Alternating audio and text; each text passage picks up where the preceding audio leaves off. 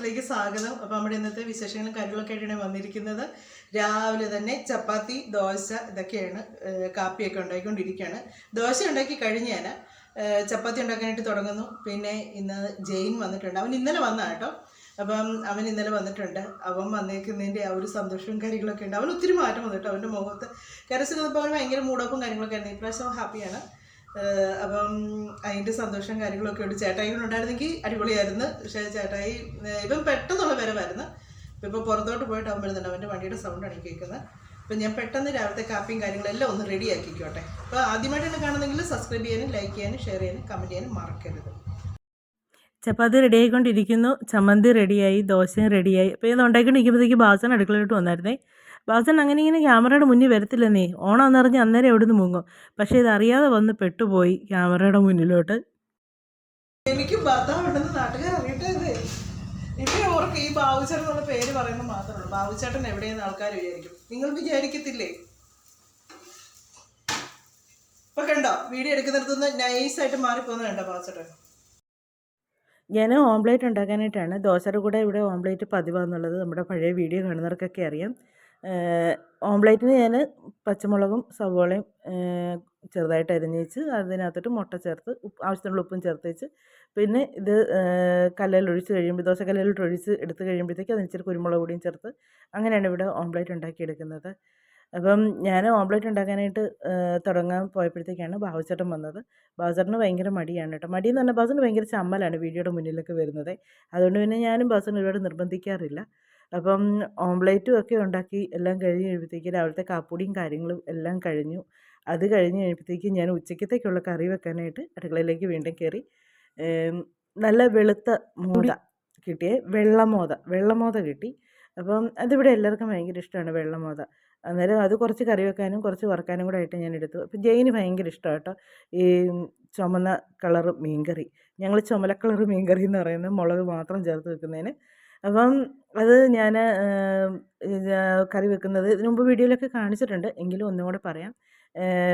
കറിച്ചട്ടി വെച്ച് അതിനകത്ത് വെളിച്ചെണ്ണ ഒഴിച്ച് അത് ചൂടായി കഴിയുമ്പോൾ അതിനകത്തോട്ട് കടുക് ഉലുവയും കൂടി ഇട്ട് പൊട്ടി കഴിയുമ്പോഴത്തേക്ക് അതിനകത്തോട്ട് വെളുത്തുള്ളിയും ഇഞ്ചിയും കൂടെ ചതച്ചാണ് ചേർക്കുന്നത്. എന്നിട്ട് അതിലേക്ക് ഇച്ചിരി കറിവേപ്പിലയും കൂടെ ചേർക്കും. ഇതിനകത്ത് പച്ചമുളക് ഇച്ചിരി നേരത്തെ ചേർക്കണമെന്ന് വിചാരിച്ചായിരുന്നു കേട്ടോ, മറന്നുപോയി. പിന്നെ പച്ചമുളക് ഇട്ടപ്പോഴത്തേക്ക് അതങ്ങ് പൊട്ടാൻ തുടങ്ങിയപ്പോൾ പെട്ടെന്ന് ഞാൻ മുളക് പൊടിയൊക്കെ അങ്ങ് ചേർത്തു. എണ്ണയ്ക്കകത്തിരുന്ന് ഈ പച്ചമുളക് അങ്ങ് പൊട്ടിത്തെറിക്കും. അന്നേരം മുളക് പൊടി ചേർത്തത് ഞാൻ മുളക് പൊടിയും മല്ലിപ്പൊടിയും ഒരു ശകലം മഞ്ഞൾപ്പൊടിയും കൊണ്ടാണ് ചേർത്തത്. മുളക് പൊടിയെല്ലാം ഇട്ട് ഞാൻ കുറച്ച് ഏറെ നേരം ഒന്ന് വഴറ്റും കേട്ടോ. വെളിച്ചെണ്ണ നല്ലപോലെ വേണമെങ്കിൽ എണ്ണ കുറവാണെങ്കിൽ ഇച്ചിരിയോടെ എണ്ണ ഞാൻ മിക്കപ്പോഴും ചേർക്കാറുണ്ട്. അപ്പോൾ നല്ലപോലെ അത് വഴറ്റി. ഇതിപ്പോൾ പെട്ടെന്ന് സ്പീഡിൽ കാണിക്കുന്നതുകൊണ്ടാണ് പെട്ടെന്ന് വഴറ്റിയതായിട്ട് കാണിക്കുന്നത്. പക്ഷെ നല്ലപോലെ വഴറ്റി, അത് നല്ലപോലെ വഴറ്റിയതിന് ശേഷമാണ് ഞാൻ അതിനകത്തേക്ക് വെള്ളം ഒഴിക്കുന്നത്. അല്ലെങ്കിൽ ഈ കറിക്കൊരു കളറ് കിട്ടത്തില്ല. എന്നിട്ട് പിന്നെ അതൊന്ന് തിളച്ച് കഴിയുമ്പോഴത്തേക്ക് അതിലേക്ക് മീനും ഇട്ട് ആവശ്യത്തിന് ഉപ്പും പുളിയും എല്ലാം ചേർത്ത് അത് മൂടി വെച്ച് നല്ലപോലെ ഒന്ന് തിളച്ച് ഞാൻ ഇടയ്ക്ക് നോക്കി വെച്ച് വീണ്ടും ഒന്നും കൂടെ ഒന്ന് ഇളക്കി വെച്ച് വീണ്ടും നല്ലപോലെ ഒന്ന് തിളച്ചൊരിച്ചിരി ഒന്ന് പറ്റി കഴിഞ്ഞാണ് പിന്നെ ഞാൻ ഇതിനകത്ത് പച്ച വെളിച്ചെണ്ണ ഒഴിച്ച് ഇച്ചിരി കറിവേപ്പിലയും കൂടെ ഒന്നും കൂടി ഇച്ചിരി കറിവേപ്പിലയും കൂടി ഇടും കേട്ടോ. അന്നേരം കറിക്കൊരു പ്രത്യേക ടേസ്റ്റാണ്. ജെയിന് ഭയങ്കരമായിട്ട് ഇഷ്ടമുള്ളൊരു കറിയാണ് കേട്ടോ മീൻ കറി. അവന് വെച്ചപ്പോഴത്തേക്ക് അവൻ എന്നോട് പറഞ്ഞു അമ്മ വെക്കുന്ന അതേ ടേസ്റ്റിൽ തന്നെ നീ വെച്ചിരുന്നു പറഞ്ഞു. അവന് അമ്മ വെക്കുന്ന കറിയെല്ലാം ഭയങ്കര ഇഷ്ടമാണ്. അത് അവന് തന്നെയല്ല, ചേട്ടായിക്കും അതെ എനിക്കും അതെ, ഞങ്ങൾക്ക് എല്ലാവർക്കും ഭയങ്കര ഇഷ്ടമായിരുന്നു അമ്മ വെക്കുന്ന കറി. അമ്മ വെക്കുന്ന കറിക്കൊക്കെ ഒരു പ്രത്യേക ടേസ്റ്റും പ്രത്യേക ഒരു മണമായിരുന്നു. എനിക്കും തോന്നി കേട്ടോ ഇന്നലെ കറി കൂട്ടിയപ്പോഴത്തേക്ക് ഒരിക്കലും ഇല്ലാത്തൊരു ടേസ്റ്റ്. ഞാൻ അന്നേരം മനസ്സിൽ വിചാരിച്ചു ചിലപ്പോൾ അമ്മ വന്നായിരിക്കും, ഇവൻ വന്നതിന് ഇവന് കറി വെക്കുന്ന ഇവന് ഈ കറിയൊക്കെ ഇഷ്ടമല്ലേ, അപ്പോൾ അമ്മ ചിലപ്പോൾ കൂടെ നിന്നായിരിക്കും എന്നൊക്കെയാണ് വെച്ചാൽ അതൊക്കെ നമ്മുടെ ഒരു വിശ്വാസം കേട്ടോ. അല്ലാതെ അങ്ങനെയൊന്നും സംഭവിക്കുന്നൊന്നും ഞാൻ പറയത്തില്ല. മരിച്ചു പോരൊന്നും നമ്മുടെ കൂടെ അങ്ങനെ കറി വെക്കാനൊന്നും വരത്തൊന്നുമില്ല കേട്ടോ. ഞാൻ എൻ്റെ ഒരു മനസ്സിൻ്റെ ഒരു പറഞ്ഞതേ ഉള്ളൂ. അത് കഴിഞ്ഞ് പിന്നെ ഞാൻ ബീഫ് റെഡിയാക്കി. അപ്പോൾ ഇന്നലെ മേടിച്ചായിരുന്നു ബീഫ്. ഇന്നലെ വൈകിട്ട് ബീഫായിരുന്നു എടുത്തത്. അപ്പോൾ അതിൻ്റെ ബാക്കി കുറച്ചുണ്ടായിരുന്നു. അപ്പോൾ ഞാനതൊന്ന് ഫ്രൈ ആക്കാമെന്ന് ഓർത്തുകൊണ്ട് ബീഫ് ഫ്രൈയും ഒക്കെ ജെയിന് ഭയങ്കര ഇഷ്ടമുള്ളതല്ല. അതിവിടെ ബാബുച്ചേട്ടനും ഭയങ്കര ഇഷ്ടമാണ് കേട്ടോ ബീഫ് ഫ്രൈ ഒക്കെ. അപ്പം അതങ്ങ് ഫ്രൈ ആക്കാമെന്ന് വിചാരിച്ചു. അവന് മോര് കറി, മീൻ കറി, ബീഫ് ഫ്രൈ, പിന്നെ നമ്മുടെ ഈ അച്ചിങ്ങാപ്പയറില്ലേ ഈ വള്ളിപ്പയർ, അത് മെഴുക്ക് പുരട്ടി, കാബേജ്, വൻപയർ, ഇതൊക്കെ അവന് ഭയങ്കര ഇഷ്ടപ്പെട്ട സാധനങ്ങളൊക്കെയാണ്. അപ്പം ഞാൻ ബീഫ് നമ്മുടെ ഈ കത്തി കൊണ്ട് മീൻ മുറിച്ചപ്പോഴും നല്ല ഇതായിരുന്നു കേട്ടോ ഈ കത്തി കൊണ്ട്. എളുപ്പം നമുക്ക് ചെയ്യാൻ പറ്റുന്നുണ്ടായിരുന്നു. അപ്പോൾ അന്ന് ബാസനോട് പറയുന്നത് ഇത് ഇറച്ചി മുറിക്കാനായിട്ട് നല്ല ഇതാടി എന്ന് പറഞ്ഞു. പക്ഷേ എനിക്ക് ഭയങ്കരമായിട്ട് ഇഷ്ടപ്പെട്ടു കേട്ടോ. മറ്റേത് ഇറച്ചി ഞുറുക്കി എടുക്കുമ്പോഴത്തേക്ക് എനിക്കൊരു മടിയായിരുന്നു.